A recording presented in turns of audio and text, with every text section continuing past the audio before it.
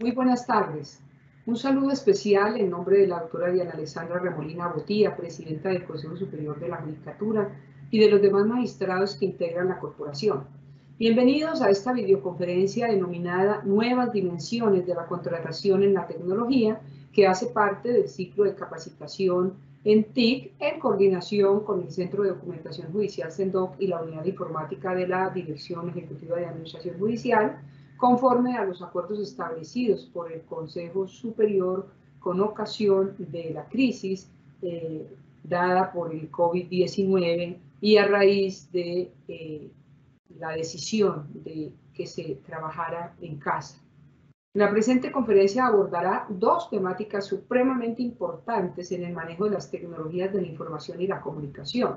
En primer lugar, se hablará sobre la incorporación de las nuevas modalidades contractuales con ocasión a la aparición de la tecnología y que corresponde a la clasificación que hoy se denomina contratación informática y electrónica, que se desarrolla con la creación de un contrato a través de los medios electrónicos y que tiene una incidencia real y directa en la manifestación de la voluntad por vía de la virtualidad.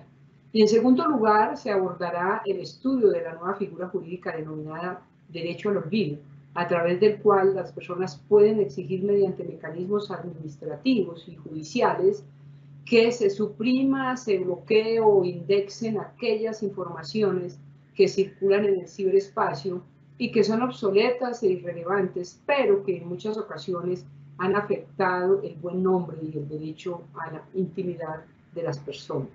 En el día de hoy tenemos el honor de contar con el doctor Romelio Elías Daza Molina, abogado de la Universidad Libre, magíster en Ciencias Políticas de la Universidad Javeriana, candidato a magíster y a doctor en Derecho Informático y Tecnologías de la Información de la Universidad Externado de Colombia, docente universitario en distintas universidades de especialización en tecnologías de la información y las comunicaciones. El doctor Romelio también es autor de varios libros: Los medios de comunicación ante el nuevo derecho colombiano, Las tecnologías de la información y la comunicación ante el derecho colombiano y la gestión judicial, y actualmente se desempeña como magistrado del Consejo Seccional de la Judicatura del Meta.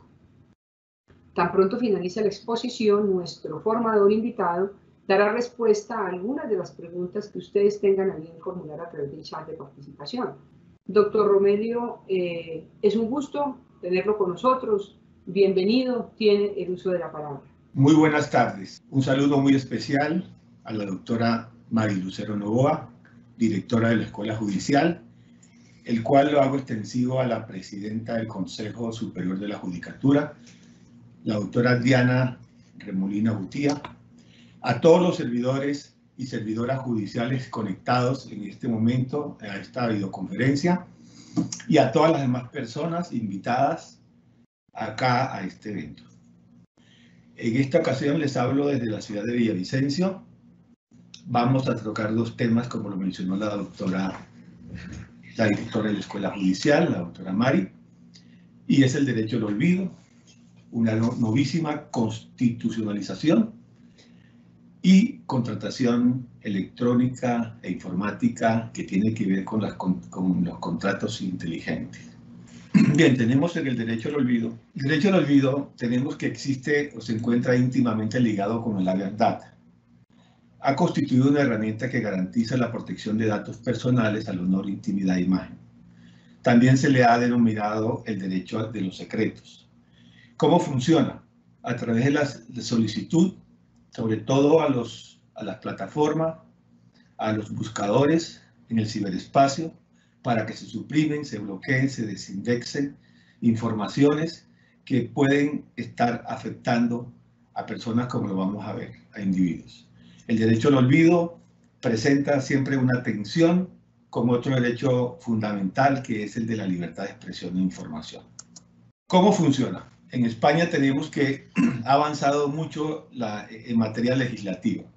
En España se exige un requisito de procedibilidad, que es con el retiro de los datos, y esto se hace inicialmente ante la Agencia Española de Protección de Datos.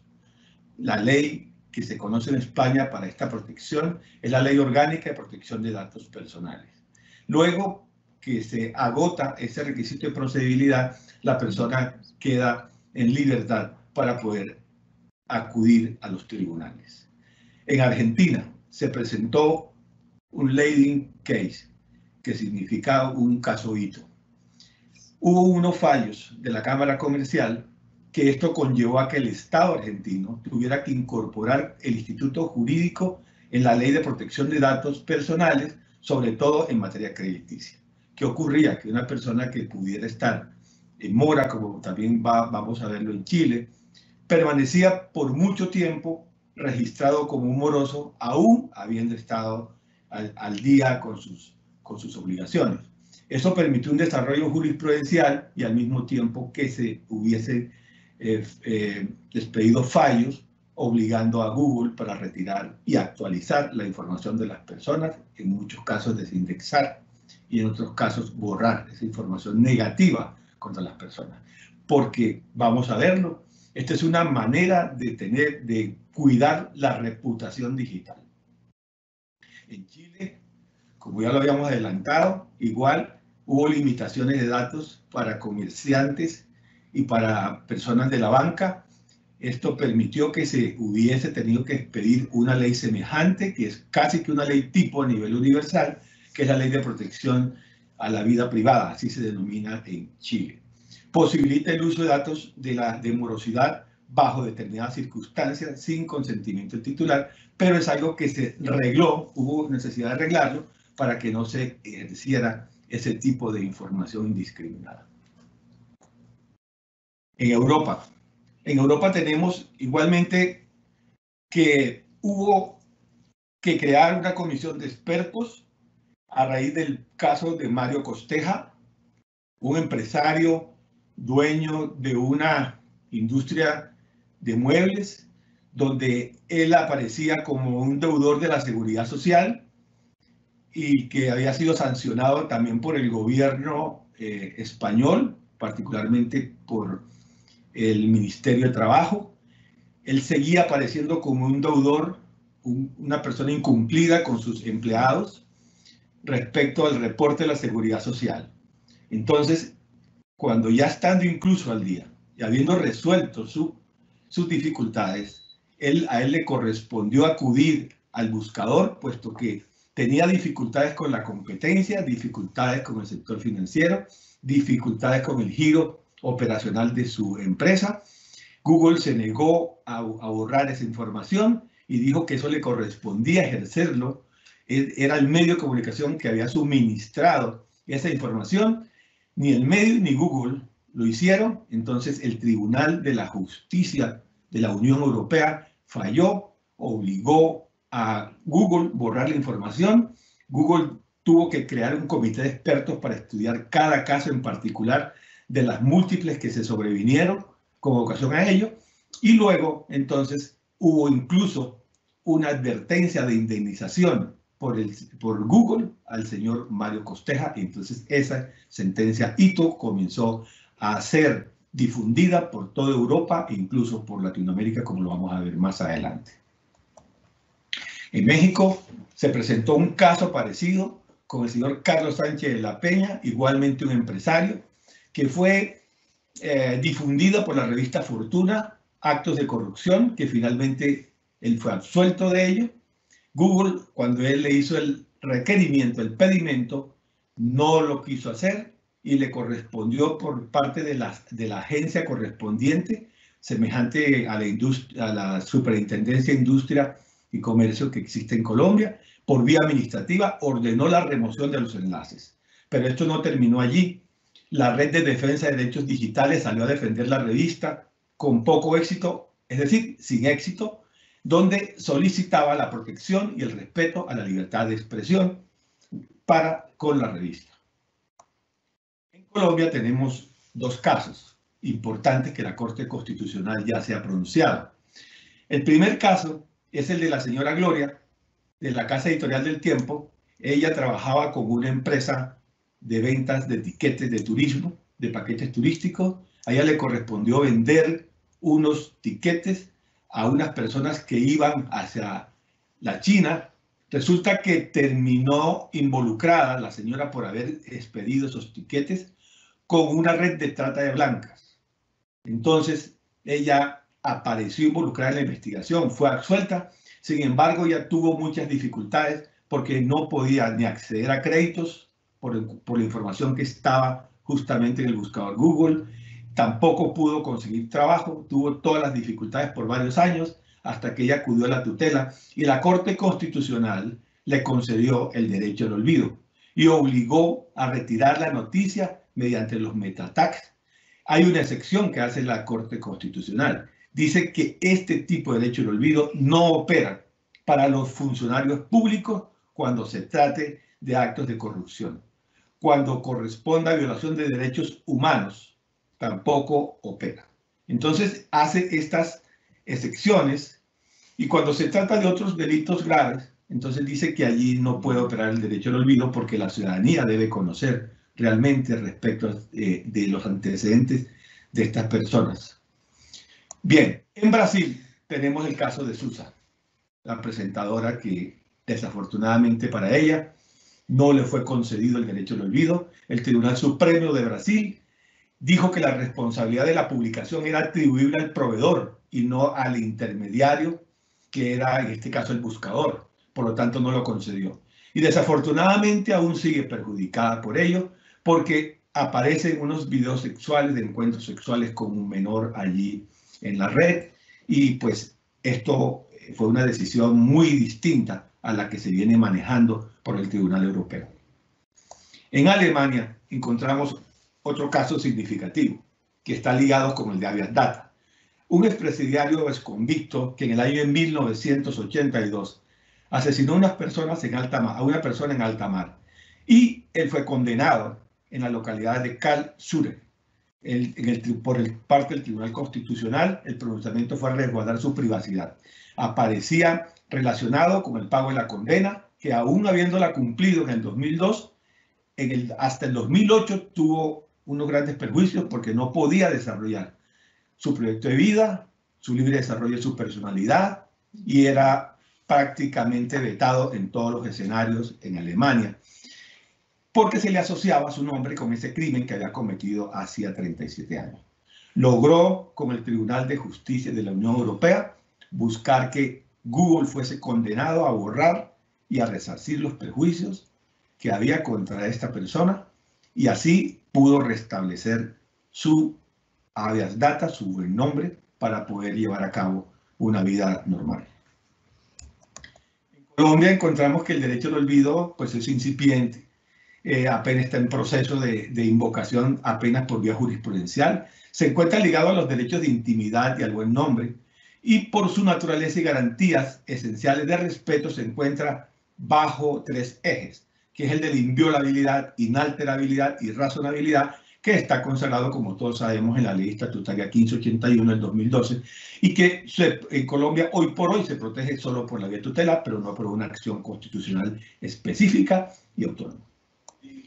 Encontramos el derecho al olvido, que no está expresamente regulado, como lo dijimos, en el ordenamiento jurídico. La protección de datos personales se puede por vía constitucional, como lo mencioné, y el derecho al olvido en Colombia tiene una derivación del habeas data también y se encuentra consagrado de una manera indirecta, más no directa.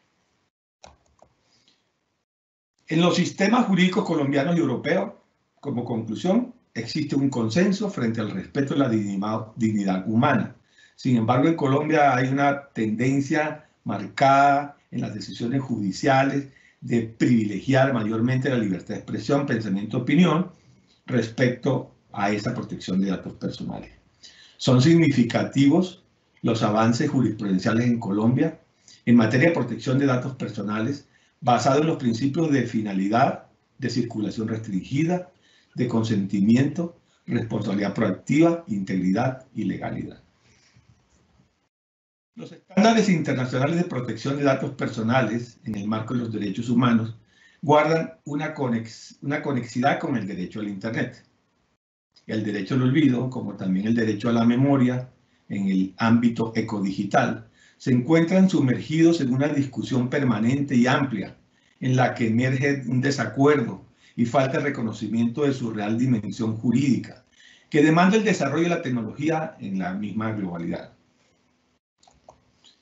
La protección de datos personales en la red, más concretamente en el establecimiento de los límites y excepciones referidos a la información digital, necesita un acondicionamiento en el régimen jurídico colombiano a los estándares internacionales para una integral protección de los individuos potencialmente y exponencialmente expuestos, para que el país se posicione en la realización de negocios que permitan transferencia de información personal, particularmente con Europa, donde más se presentan esas dificultades, se deben propiciar espacios de mayor competitividad para una mejor efectividad de la protección de datos personales, por ser un elemento fundamentalmente inherente a los regímenes democráticos.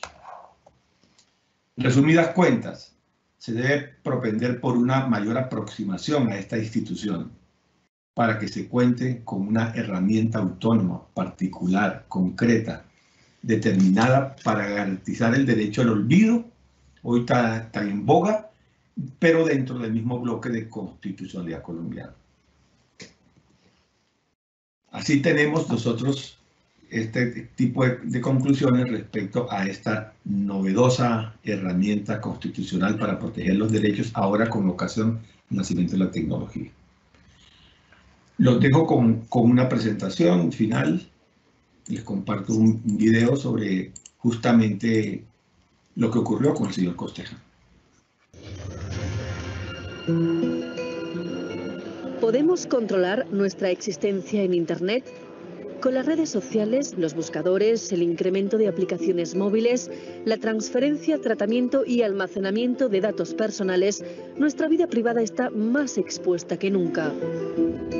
¿Podemos proteger nuestra reputación en Internet?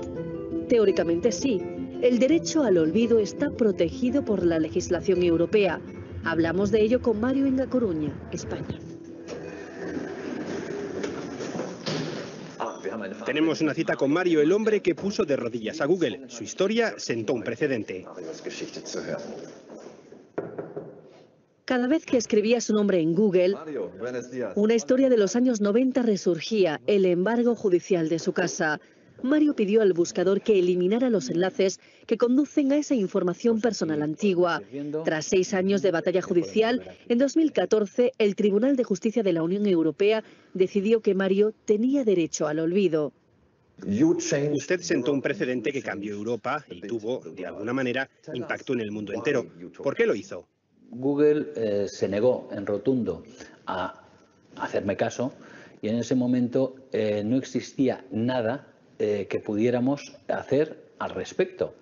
Teníamos que abrir una puerta, porque para cualquier europeo que tuviera un problema con un buscador, teníamos que ir a Estados Unidos. Era complejo porque es un gigante, comprendamos, y además tiene un lobby poderoso. ¿Cuánto tiempo debe pasar para que se considere que una información se ha quedado obsoleta y tiene el derecho a ser olvidada? ¿Cómo se materializará este refuerzo de la protección de datos de cada ciudadano europeo a partir de mayo de 2018? Con la nueva regulación europea, con el nuevo Reglamento Europeo de Protección de Datos, se extiende de alguna manera el alcance del derecho al olvido y afecta no únicamente a los buscadores de Internet, sino a cualquier prestador de servicios de la sociedad de la información, cualquier empresa de Internet a la cual podrán acudir los usuarios para eliminar determinada información que no sea correcta o que esté obsoleta. Y estos prestadores de servicios además tendrán que encargarse de que esta información no salga o no pueda salir indexada en otros servicios que la hayan almacenado, como pueden ser buscadores de Internet, etc. A 2 de cada 3 europeos le preocupa no tener control sobre su existencia en Internet. Estamos acostumbrados a intercambiar información privada con los amigos e incluso rumores del mundo que nos rodea. En el ámbito escolar esto puede llegar a ser un problema. Es lo que nos cuenta Marta, profesora de Educación Física, que ha querido proteger su verdadera identidad para hablarnos del acoso a través de Internet. Se da el caso, nos cuenta, de alumnos que hacen montajes fotográficos de carácter pornográfico con fotografías de profesores.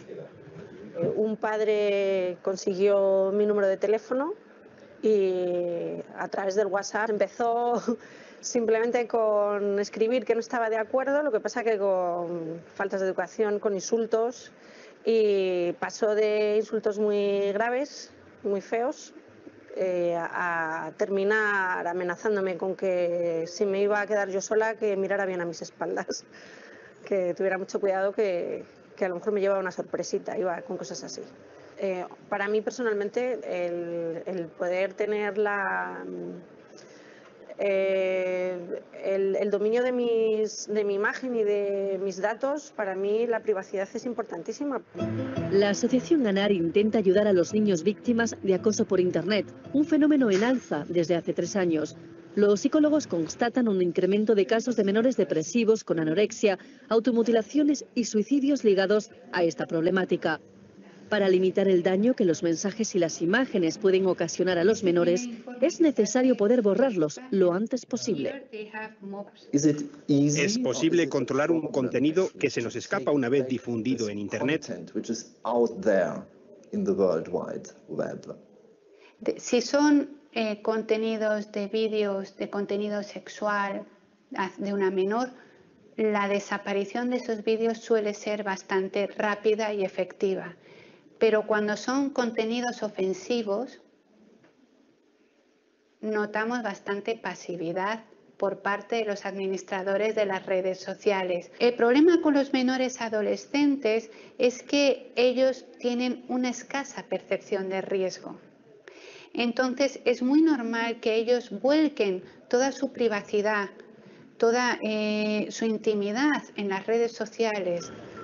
¿Qué pasa cuando el derecho a la privacidad choca con el derecho a la libertad de expresión? Mario dice que su lucha se centra en retomar el control de la información privada, aunque su historia permanecerá ligada a este hito jurídico. Después de 6 años realmente me siento satisfecho por lo que hemos logrado y hemos abierto pues un camino para Europa, porque lo importante no es quedarse aquí, sino seguir y hacer leyes en las cuales el ciudadano pueda retomar sus datos y dejarlos o no, pero ese es su derecho. En teoría, limpiar nuestro historial digital es posible. La legislación europea defiende el derecho al olvido, aunque existen bibliotecas virtuales que preservan archivos y capturas de sitios públicos en la web que quedan fuera de la jurisdicción europea.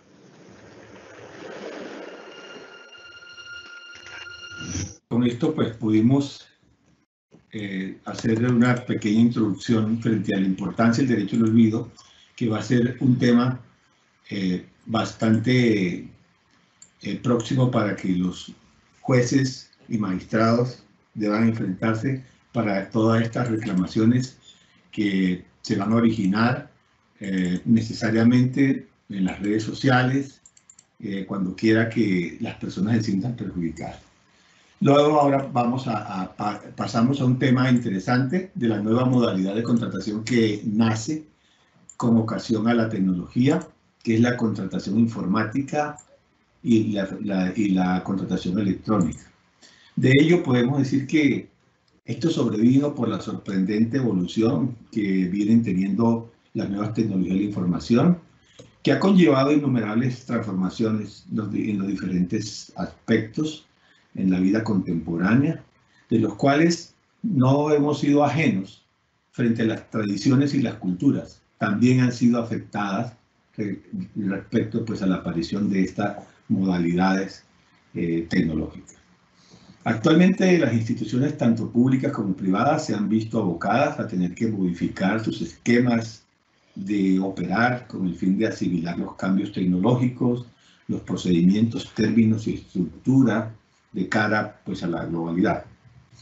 Entonces tenemos que en el campo del comercio electrónico necesariamente sobrevienen aquel tipo de operaciones cada vez más crecientes, operaciones que pueden ser mercantiles, que pueden ser contratadas o no. De todas maneras, existiendo o no el contrato, este contrato va a ser previamente acordado o puede ser implícito o tácito.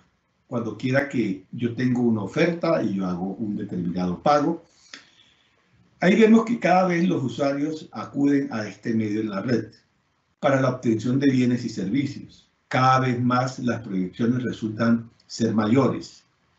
Afloran controversias, inconformidades, que deberán resolverse en despachos judiciales mediante la aplicación de la legislación específica en la materia.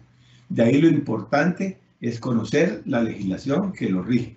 Entonces vemos que cada vez más la ley de Internet adquiere mayor vigencia, pese a que ha sido de pronto criticada porque pues, se da cuenta con más de 20 años de expedición, pero de todas formas surgen muchos temores que asaltan al usuario tecnológico frente a la confianza sobre la protección que pueda brindarle la legislación existente cuando quiera que se decida la persona por esta vía electrónica o informática establecer o adquirir bienes y servicios.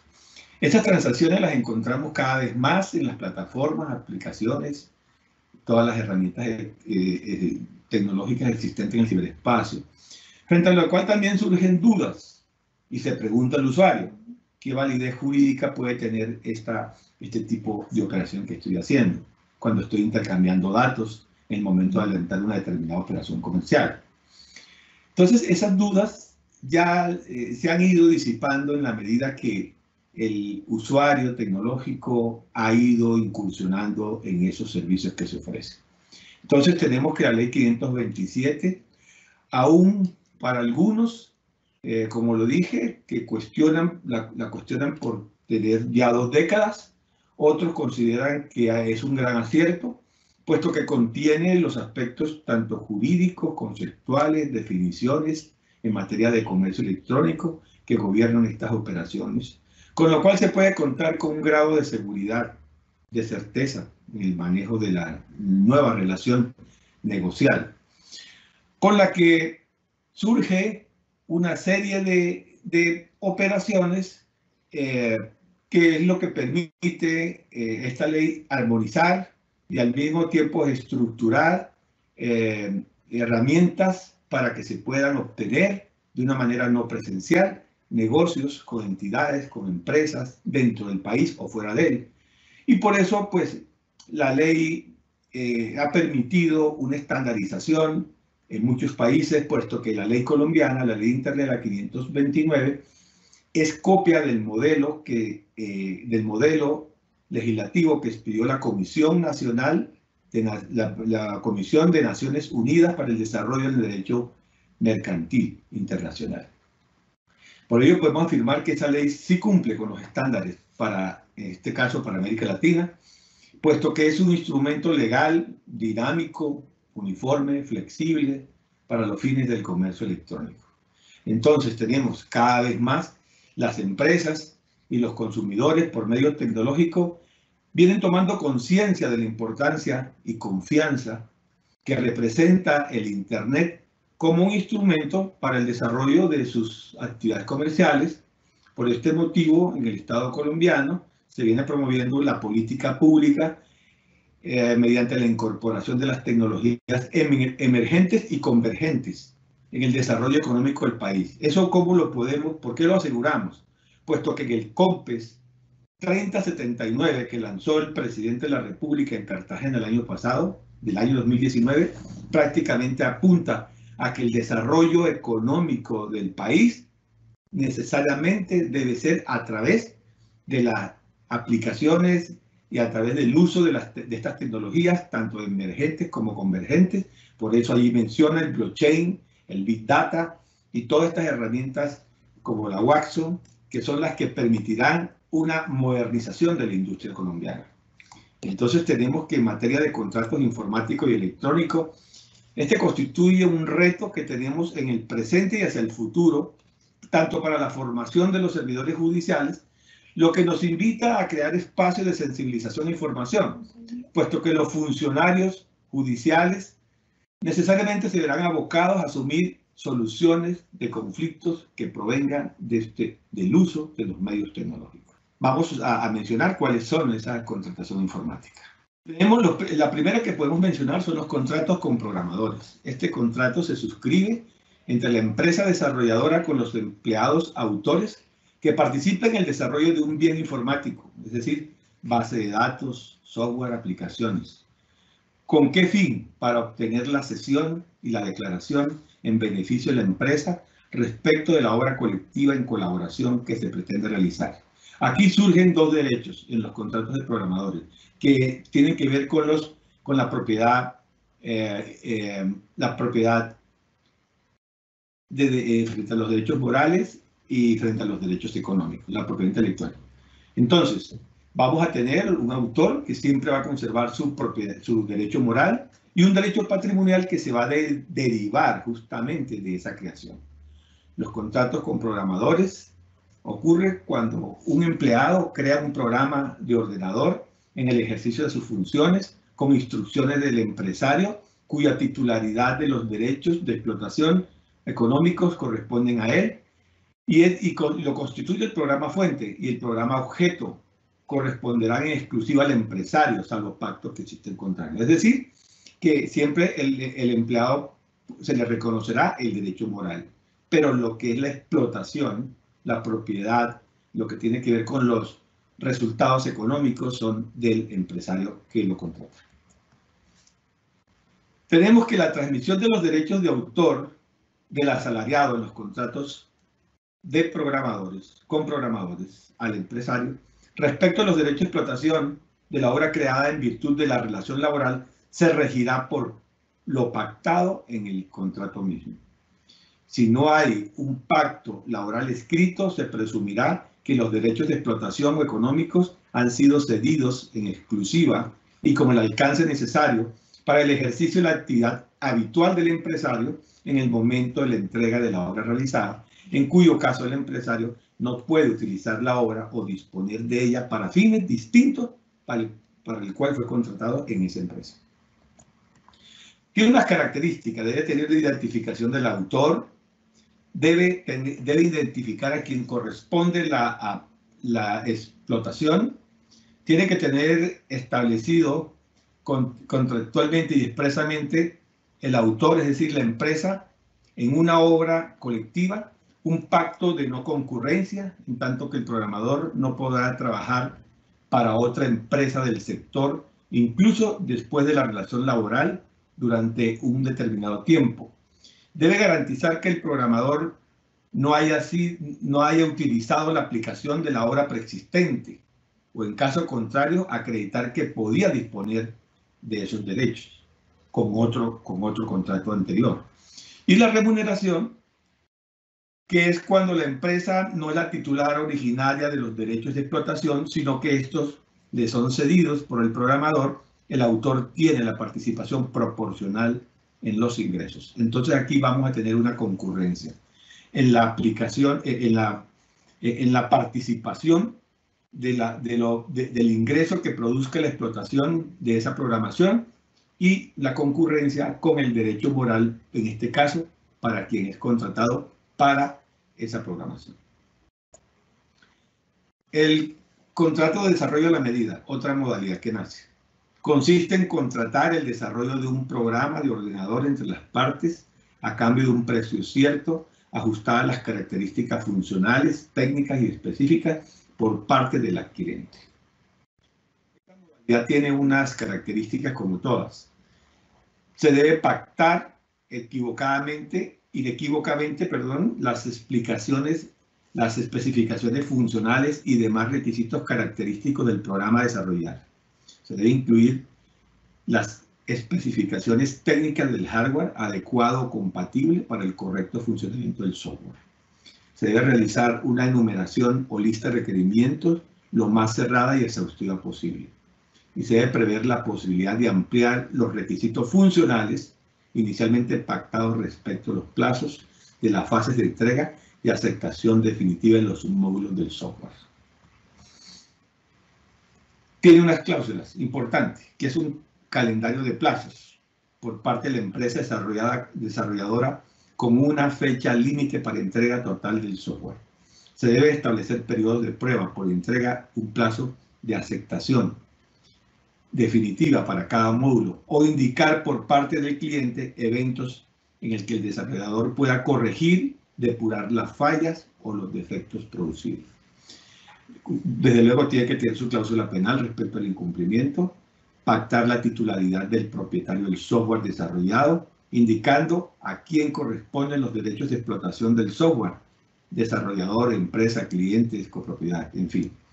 Establecer el periodo de garantía sobre la aplicación, normalmente a partir de la entrega final por parte del desarrollador, y la aceptación por parte de la empresa cliente.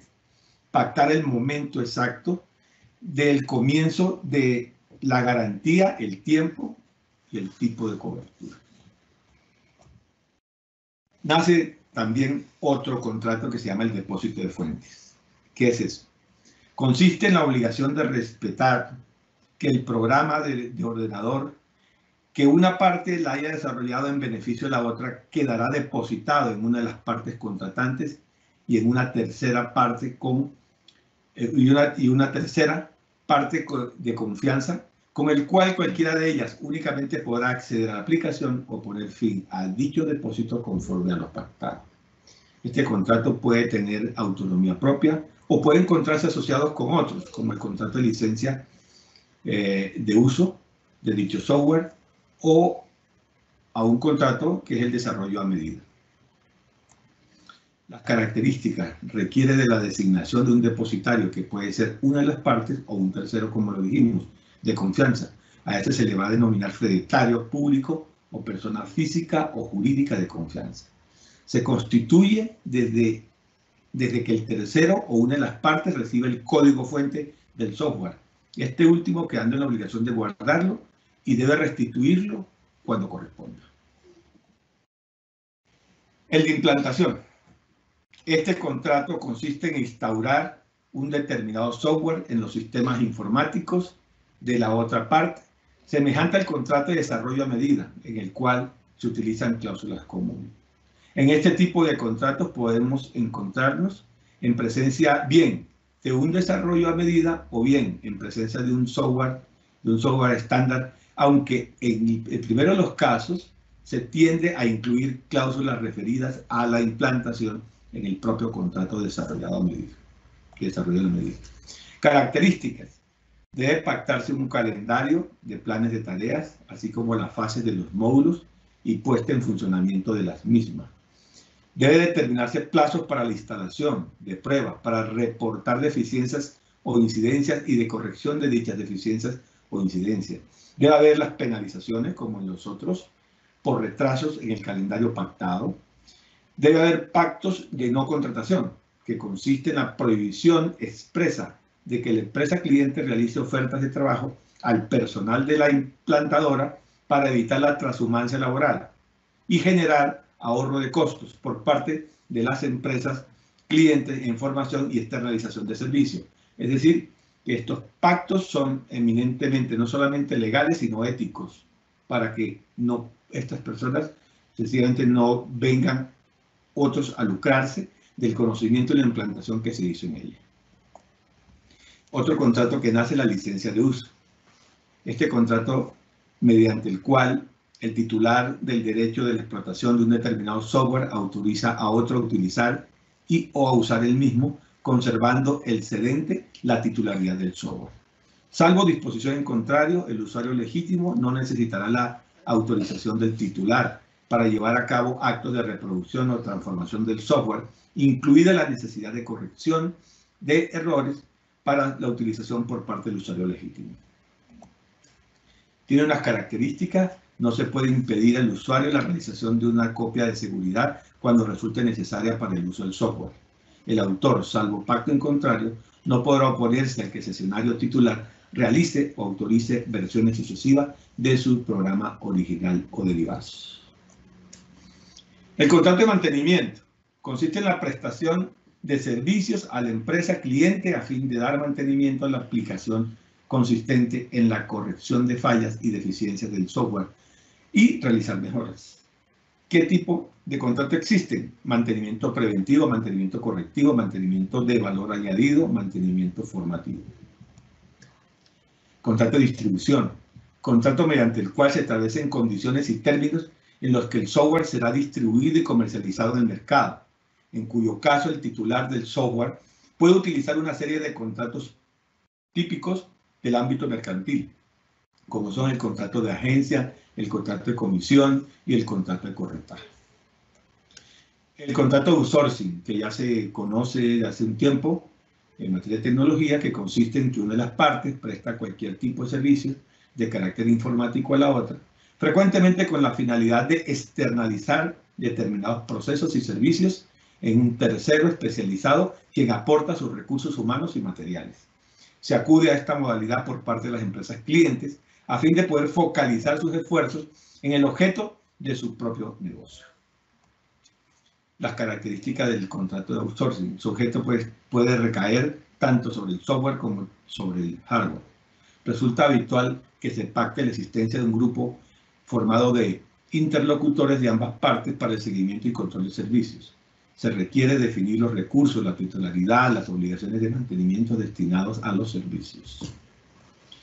Contrato de la licencia de uso de bases de datos. Aquí concurren no solamente objetos, sino sujetos.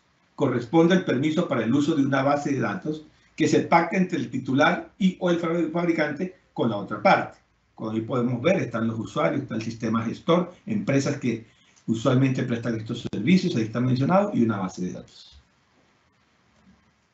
El contrato de acceso a datos. Ahora, en tecnología, todo es datos, datos y datos. Contrato mediante el cual una de las partes realiza un tratamiento de datos personales por cuenta de la otra, responsable de dichos datos y siguiendo las instrucciones de la última.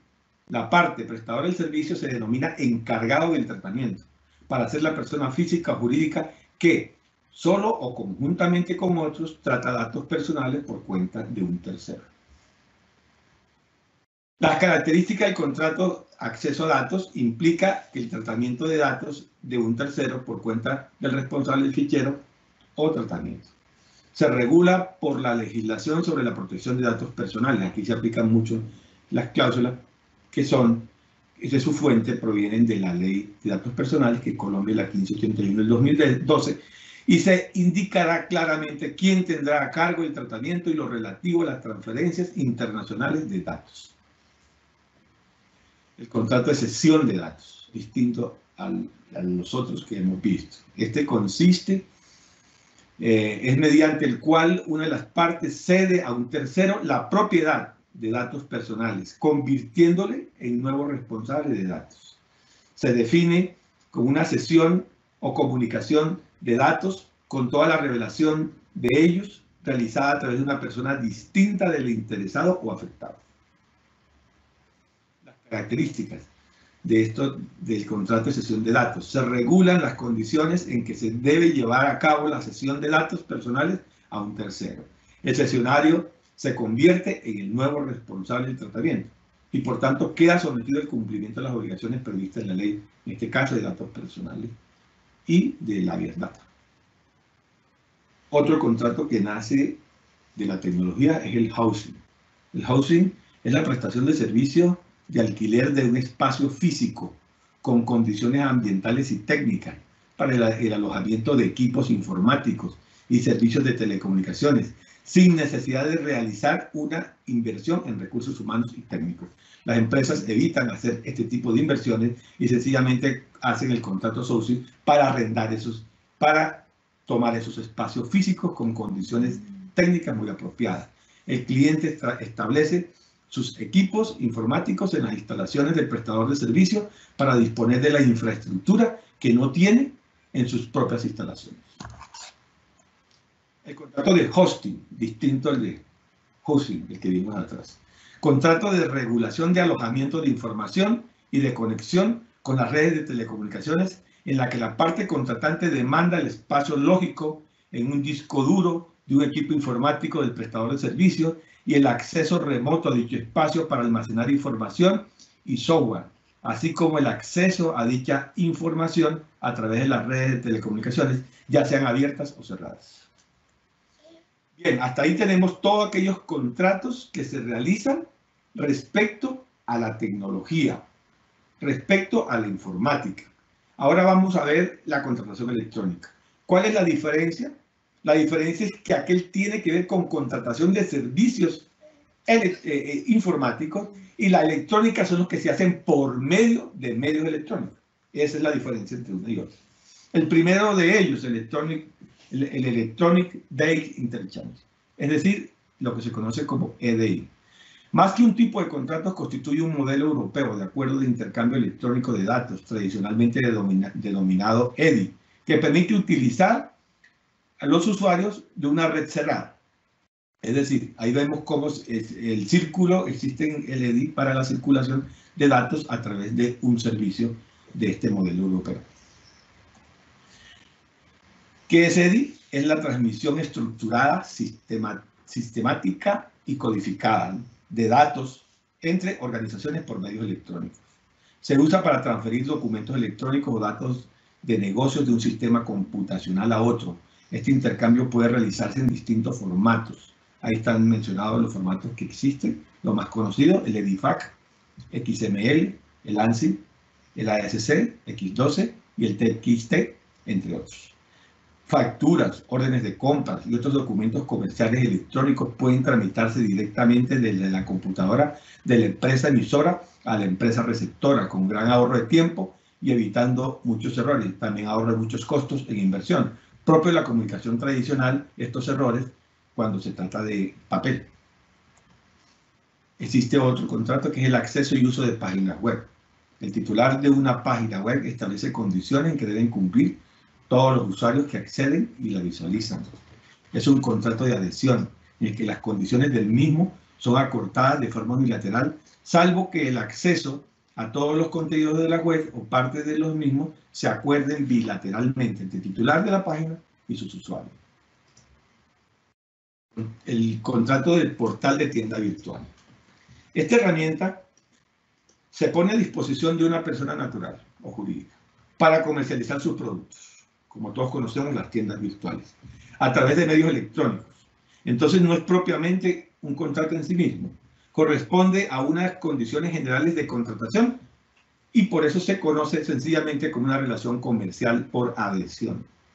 Se prestan los servicios en redes abiertas de telecomunicaciones, así como la posibilidad de comercializar sus productos a través de la comunicación a distancia, sin necesidad de tener que invertir en infraestructura informática y de telecomunicaciones para poder ofrecer productos de una determinada o servicios de una determinada empresa o institución. Existe también el operador logístico electrónico. Consiste en la adquisición de productos adquiridos por medio de tiendas virtuales que puede exigir la necesidad de contar con un distribuidor, siendo necesario contratar los servicios de este a través de un contrato para poner a disposición de las tiendas virtuales los servicios de distribución. Entonces, una cosa es el operador logístico y otra cosa son los servicios por tiendas virtuales, que van de la mano. La prestación de estos servicios de distribución pueden contratarse de forma individual, siendo las propias tiendas virtuales quienes eligen de manera concreta a su operador logístico. La venta electrónica. Este contrato de adhesión, también casi todos son de adhesión.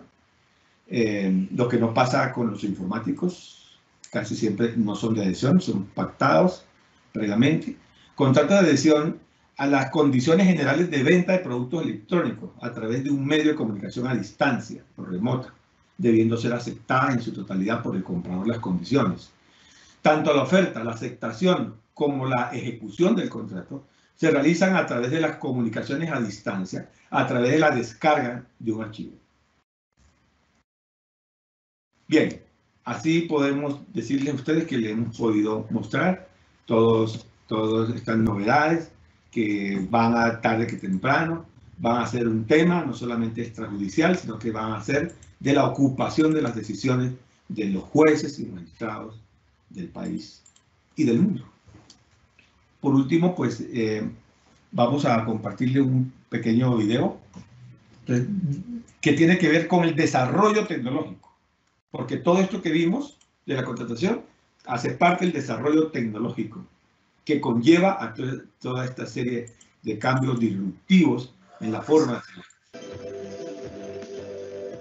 Los avances tecnológicos mejoran la calidad de vida de las personas, aumentan el tiempo de ocio, ayudan a reducir la pobreza y crean nuevos productos que mejoran nuestro bienestar. El desarrollo tecnológico le permite a las personas dedicar más tiempo a inquietudes de más alto nivel como el desarrollo personal, el amor, la religión y la amistad.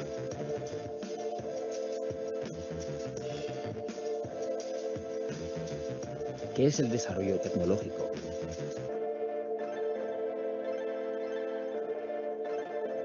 El desarrollo tecnológico es una mejora en la forma como se utilizan los factores productivos en la producción de bienes y servicios. Así, el desarrollo tecnológico es un avance en la eficiencia técnica con la que los recursos son usados en la producción, es decir, permite producir una mayor cantidad de bienes y servicios con los mismos recursos o seguir produciendo lo mismo con menos factores.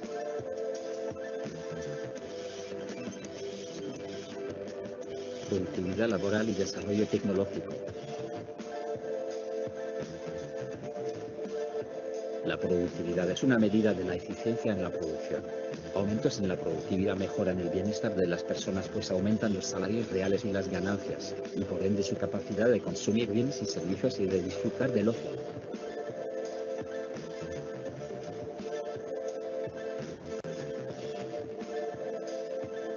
El desarrollo tecnológico aumenta la productividad a través de mejores máquinas, equipos, herramientas, edificios, software, etc. Se producen más y mejores bienes.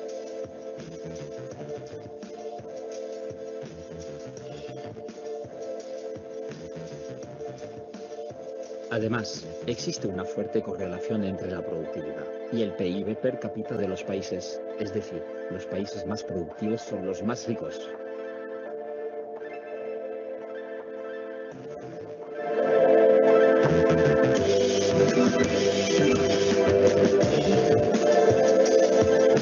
Desarrollo tecnológico, el ludismo y el desempleo tecnológico. El ludismo fue un movimiento obrero que surgió en Inglaterra en el siglo XIX. Estos obreros protestaron en contra de la recién desarrollada maquinaria que causaba la pérdida de sus trabajos. Hoy sobrevive el neoludismo. Esto ve al desarrollo tecnológico con preocupación y dudan de su capacidad para resolver problemas sociales sin crear otros potencialmente peligrosos.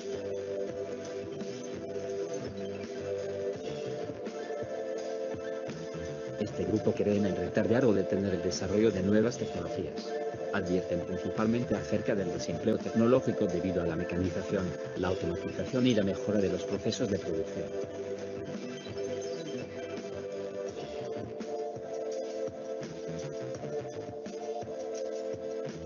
Por ejemplo, actualmente es común el miedo a que los robots reemplacen al ser humano en muchos trabajos.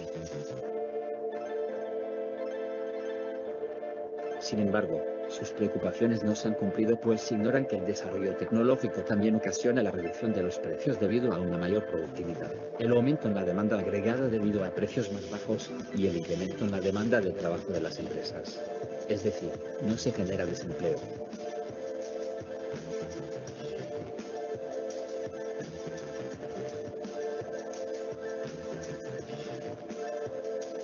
A pesar de que el desarrollo tecnológico puede causar que trabajadores con conocimientos obsoletos pasen a ser redundantes, los dos últimos siglos han demostrado que el progreso tecnológico crea nuevos y mejores trabajos.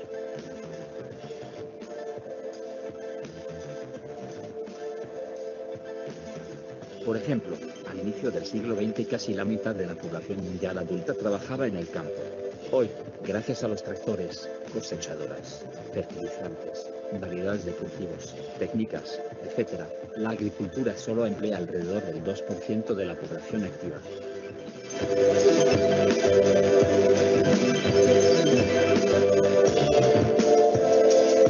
Con esto hemos podido concluir ya con el taller de la jornada de hoy. Entonces, doctora Mari Lucero, muchísimas gracias a todos ustedes los asistentes. Muchas gracias, doctor Romelio. Y vamos con la primera pregunta. ¿Qué tanto estarán preparados nuestros funcionarios judiciales para asumir la solución de un conflicto que surja del uso del comercio electrónico como modalidad contractual? Sí, señora. Este es uno de los retos que tenemos justamente en el presente y hacia el futuro, en donde tendremos que trabajar sobre un proceso de sensibilización de formación y capacitación al interior de la rama judicial, de sus servidores, a través de ejercicios de formación, de talleres, en fin, porque creo que esta ilustración que vamos a tener que tener al interior de nuestros servidores judiciales y servidoras, necesariamente será en combinación con personas expertas que manejen justamente tecnologías, como seguramente va a tener que incorporarse en el futuro a ingenieros, a los talleres que se hagan, no solamente con el apoyo de quienes somos abogados, quienes somos magistrados y jueces, sino también de la mano con los ingenieros, porque hay una relación directa entre la aplicación de la ley y hay que conocer los fenómenos tecnológicos para poder entrar a resolverlo en un momento determinado cuando se plantee en cada uno de los procesos que adelantan los funcionarios judiciales. Doctor Romelio, ¿en qué sitios se pueden ubicar los smart contracts dentro de las denominaciones que usted ha desarrollado? Sí, los smart contracts es justamente esa contratación que se hace, que lo utiliza mucho el sector inmobiliario, la banca, se utiliza mucho para la contratación de vehículos no tripulados, ya se usan mucho en el mercado. Y ese es uno de los contratos denominados inteligentes, que se desarrolla a través de un programa informático que ejecuta de manera preprogramada y automática mediante cláusulas contractuales que tienen la característica de ser muy objetivas, puesto que se desvincula totalmente de cualquier valoración subjetiva personal de los contratantes. Entonces, es una modalidad que está surgiendo y se ubica en los contratos inteligentes o los informáticos, como lo vimos. Doctor Romelio Elías, ¿cómo podría efectuarse la implementación del derecho al olvido en el bloque de constitucionalidad en Colombia? Creo que se podría pensar en incorporar una acción constitucional autónoma y específica exclusivamente para la protección de la habeas data, que establecido en el artículo 15, y que está también conectada de manera indirecta y a veces directa con la honra, el buen nombre. Y debe haber también un desarrollo procedimental judicial y administrativo. Ya de hecho, pues ya tenemos una gran aproximación, que es la ley 1581 del 2012, que es la ley de protección de datos personales. Cuando se trata de informaciones obsoletas, que perjudiquen a alguien, que deban retirarse, o que simplemente la persona no quiera pues, que esa información aparezca, respecto de las que circulan en el ciberespacio. Entonces, nosotros creemos que esto puede incorporarse en el bloque de constitucionalidad colombiana a través de una herramienta constitucional, una incorporación en la Constitución y a través de unos desarrollos administrativos previos a las reclamaciones y el procedimiento judicial, semejante a la tutela. Muy bien, doctor Romelio Elías Daza Molina, un agradecimiento especial por su exposición sobre este novedoso e importantísimo tema, sobre la incorporación de las nuevas modalidades de contratos con ocasión a la aparición de la tecnología, que sin lugar a dudas debe ser custodiada por el ordenamiento jurídico vigente para así evitar posibles fraudes y estafas que con mucha frecuencia ocurren en las negociaciones virtuales. Un agradecimiento especial a los servidores y servidoras judiciales y a todas las personas que de una u otra manera interactúan en el sector justicia por haberse conectado a esta conferencia. Y a propósito del tema de hoy, nos despedimos con una frase del escritor norteamericano Joseph Cruz, que dice: la tecnología hizo posible las grandes poblaciones. Ahora las grandes poblaciones hacen que la tecnología sea indispensable. Muchas gracias. Feliz tarde para todos y para todas.